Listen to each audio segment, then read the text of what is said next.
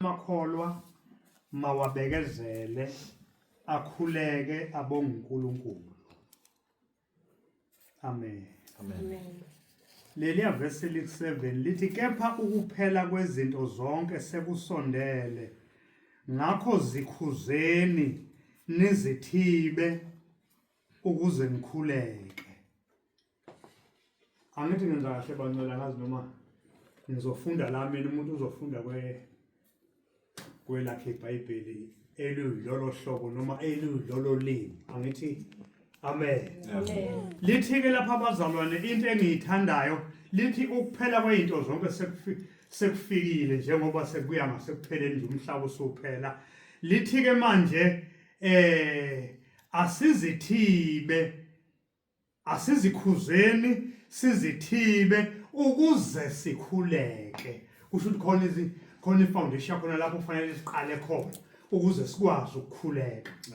Angeke ukwazi ukukhuleka uma ungazikhuzi udalala nje uhamba noma kuphi ungazikhuzi. Angeke ukwazi ukukhuleka uma ungazithibi. Ukuyithiba, abstain. Amen. Amen. Asizikhuze sizithibe. Usho ukuthi njoba eke washo umama lo obesho nami ngengamuzwa ukuthi asizibambeni ngisho ekukhulumeni asikhulumi noma yini. Asizikhuzeni sizithibe ezintweni nje esibonayo ukuthi engathi zibonakala engathi zimbi. Zibonakala engathi ziyamcima umoya ongcwele, sikhuze sithibe ukuze sikhuleke. Lisho njalo. Ubuthi kusuke wayibeka le ndaba ukuthi uma kunento esenhlizweni awukwazi ukuba nesibindi phambi kaNkulunkulu. Isinhliziyo yenu uma inilahla uNkulunkulu mkhulu kangakanani kunenhliziyo. Usathane letha lezo zinto ukuthi ke khani uzozijaja wena uya uNkulunkulu nje hayi. Uya nje uNkulunkulu hayi usulula. Usuyijaje wayijaja. Khona abazalwana abangakwazi ukuthi uNkulunkulu eseyihlambulule uNkulunkulu wamthethelela angasithetheleli yena ahambe lokho efasiwe njengenkukhu efasiwe. Siphi isikhathi sokumkhoshela usathana uthi mina ngumzalwane ngumntwana kaNkulunkulu akwazi ukungithinta. Ungayitholanga imvume kuNkulunkulu. NoJobe wathintakala ngoba wahamba wacela imvume kuNkulunkulu. Usathana akakwazi ukusithinta. Uma ubhekisisa ufunda ngebandla lakwaIsrayeli bazalwane lisuke eGibhithe la lithi amadimoni ayekwazi ukulithinta ngenxa yokuthi selenze ukona. Ngaphandle kwalokho nje ngeke akanamandla usathana uthe uJesu ngaphansi kwamathe einyawo zethu. Amen. So asizithibe sizikhuze ukuze sikwazi ukukhuleka. Amen. Usuyabona ukuthi ukukhuleka kuyinkonzo. Ingakho ke kufanele ukuthi ke sifunde ngakho namhlanje. uNkulunkulu ubekile lokho ukuthi sifunde ngakho namhlanje. Ukuthi usathana mayifuna ukushaya ikholwa uyobona mawubulala inyoka kufuneke ukholwe ukuthi uyibulele ngoba uyishaya ekhanda. Uma ifuna ukushaya ikholwa ushaya umthandazo. Uyazazi izinto azoyiletha ekholweni eyizokwehlisa izinga lokuthandaza. Amen. Amen. Amen bancela. Ake sifundeni ake sivuleni ke kuLuka 11 bancela. Uyabhala nje lapha naphansi ukuthi sizikhuzeni sizithibe ukuze sikhuleke. Luka 11 sothatha lapha na uverse 1. Sizolokhu sifunda nje sehlanayo kodwa ake sithathe isihloko noverse 1 lapha na kuverse 11. uJesu ufundisa lapha na ku chapter 11 Luka chapter 11. uJesu ufundisa ngomkhuleko. Kuyinkonzo impela bangcwele kuyafundiswa nangawo. Kumele sifundisane. uJesu ufundisa ngomkhuleko. Kwathi ekhulekile endaweni ethile esegcinile omunye wabafundi wathi kuye, Nkosi sifundisa ukukhuleka njengokuba uJohane naye wabafundisa abafundi bakhe ukukhuleka. Amen. Amen. Nikholwa fanele lufunde umkhuleko lifundiswe nangawo. Luwazi ukufundiswa ngomkhuleko bangcwele kuyilento yokuthi kufanele uma siya kuNkulunkulu siya kanjani. Siya sinjani. uJesu uyakhuluma lapha yana wenza umzekeliso ukuthi uma usuphambi kwealtari uyonikela ukhumbula ukuthi khona umfowenu onene naye beka phansi umnikelo ungaqhubeki nawo. Ungabi nesibindi sokuze uma ngabe kushiwo nje bazalwana ukuthi hayi sibanibani uzosiphathela uhlelo uma wazi ukuthi ayi angiboni kahle angifithi isho khona abantu abanamahloni abenamahloni ukuthi awu kodwa angisakholwa kwashaka ngisho kuthiwa sicela usilethele izwi uma ngabe kungahlangani kahle musuqhubeka nenkonzo enjalo uthi cha mzalwane mfundisi wami khona la ebengisayilungisa khona siyazilungisa andokuba sikhuleke phambi kweNkosi. uNkulunkulu angibusise. Asizikhuze sizithile lapha ke bazalwane lapha kuLuka 11 sithola ukuthi ke uJesu wayenza isifundiso edemonstrate ukuthi yonke into umzalwane uyenza ngokukhuleka la esekhulekile endaweni ethile ngendlela ayekhuleka ngakhona ngamandla ayebuye abafundi bayabuka bathi hayi siyafisa ukukhuleka njengalo bathi sifundiseke nathi ukukhuleka bayazi abazalwane ukuthi uJesu wayefundisa njengonamandla kungenjengokwababhali ngoba ababhali babengayihlambululi babengenzi lutho babesemthethweni nje manje sizuba semthethweni ngoba seyinkonzo kamoya umoya ongcwele ufuna ukuba clean indawo eclean la ngaphakathi kithi ukuze akwazi ukukhululeka aflowe kahle phakathi komzalwane. Nkosi umusingibusise esekhulekileke lapha abafundi sebeyacela ke bazalwane ukuthi ke bacela ukuthi ke abafundise umkhuleko siyabafundisa umkhuleko lapha abazalwane ku verse 2 uthi uma nxa verse 2 wayesethi kubo nxa nikhuleka anothi baba wethu osezulwini malingcweliswe igama lakho umbuso wakho mawufike umbuso wakho mawuze intando yakho mayenziwe emhlabeni njengoba yenziwe ezulwini. Lo mkhuleko bazalwane uJesu waye usho ukuthi ngalekathi uthandaza zihambe wena ngaphakathi ukuthi intando yakho mayifike intando yakho mayenziwe phakathi kwempilo yami. Uthandaza lo mthandazo ukuthi mawenzeke uphile phakathi kwempilo yakho. Intando yakho mayenziwe emhlabeni njengoba yenziwe ezulwini. Ukhulekela ukuthi phakathi kwempilo yami akwenzeke intando yakho njengoba yenziwe ezulwini. Usuyazi ukuthi njengoba sowufunda nje umoya ophakathi kwakho uyamthanda umoya ongcwele ngoba nala ukhona uyasho njengoba sikhuluma nje ukuthi uyimi ke lo uyathikha la ngaphakathi uyimi ke lo. Ingakho phela ke kuvele abantu abasalwayo ubhuti uvusathi ngimzwile nje besekhuluma ngami kusho ukuthi bamxoxele. Yabona uma useyikholwa njalo hayi ngeke akenzeki ayikenzeki intando. Vele kufuna kukhulunywe ngani ngoba njengoba ulwa kusho ukuthi lento iyathinteka ikhona ngaphakathi. Ukujantshwa wesitimela.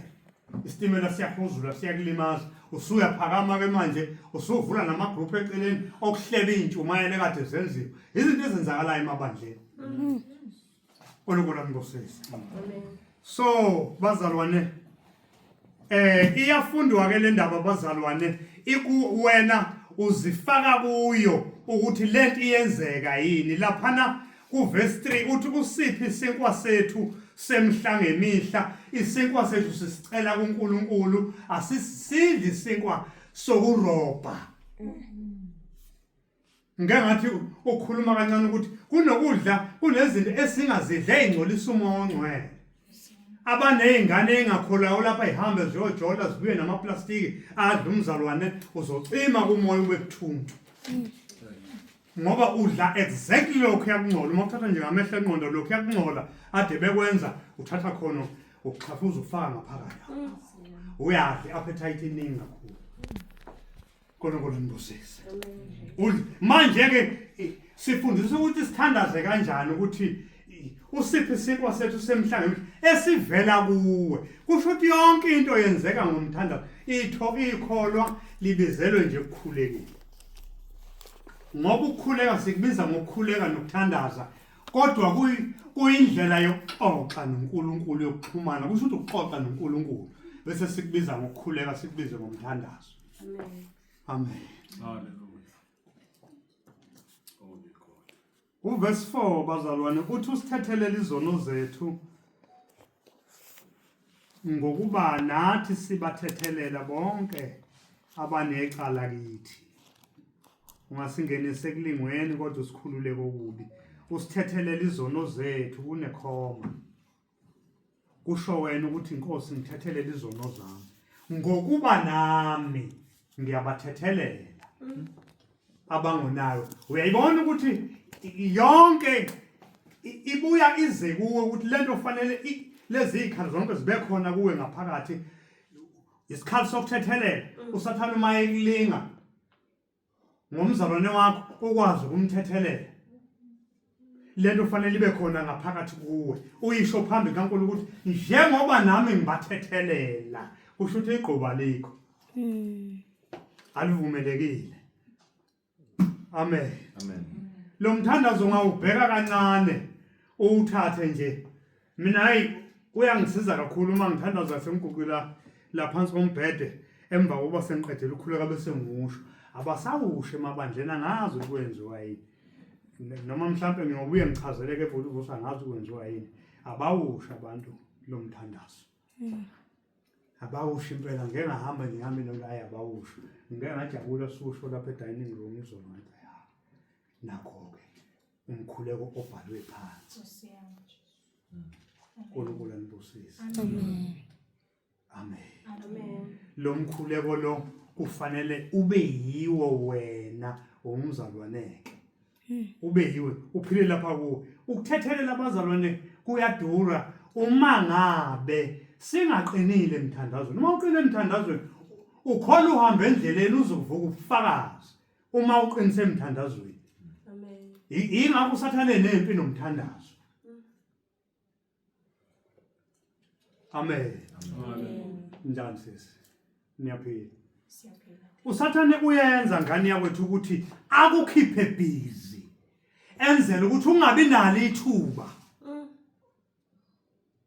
Amen. Siyathanda ukuthi niyayenza lento ukuthi niziveze, nazane niziveze. Oh, ingane yakwethu kufanele ngiyikhulekisela, ingane yakwethu kufanele ngiyikhulekisela. Lithi izwi lenkosi singabhodlelani, asifihlelani lutho. Angithi nayo le ndaba lena ngiyayibuka uma ongcwele ukekhuluma nje ngihamba ngento ngiyayibuka nami le ndaba ukuthi ya ikhona yona inhlambuluko le yasemakhoneni. Ikhona leyo ukuthi sibe babili ya ikhona silulekane kodwa uJesu uthini uma ethi ongivuma phambi kwabantu nami ngiyokumvuma phambi kwezingilosi ekhaya ezulwini. Uyabona nje imnandi ngizwa ikhululekile imnandi uma usasaba ukuthi umzalwane wakho azi ubuthaka usathana kuhlasela ngabo usazohamba uthwele kanzima isikhathi eside. Ukukhuleka ke kuzoba likhuni ngoba sikhuluma ngomthandazo la. Uma uzwa usindeka uzehlulele wena uthandaza uthi lo mkhuleko kushola ngaphakathi kuwo lo mkhuleko ngathi uvinjwa iroof nje. Kunamadimoni okuthiwa igarishini emkhathini adla imkhuleko yabazalwane. Kungenzeka kuba nawe ngomunye ondla lawo madimoni. Ikhuleko yakho iwiki ibanjwa khona la ukuthi uthandaza ungengcwele. Khona la siqala khona abazalwane before siyokhuleka. Siyazikhuza siyayithiba. Amandla kuyithiba uma engekho ngicela umthandazo. Amen. Amen. Kunengoma laphana ku-84. 84 lapha eCilongweni. Awuyivule, asizukuyihlabelela ngifuna ukuyifunda. Ngifuna ukuxoxa ngayo ku-84. Lapha bazalwane siyabonga ngoba yithuba lokuthi sifunde. Khona amathuba lana ayethandeka ngazi wakwenze njani. Yabona leli thuba lasematendeni lokuxhuma uthi siyaxhuma uma sesila ngaphakathi umfundisi sesifundisa funa sifundise manje akasavangeli ngaphakathi uyasifundisa ukuthi kuhanjwa kanjani manje bese sibholeka bese ngathi inkonzo libanda umoya kushodwa kumoya ayikwazi ukubanda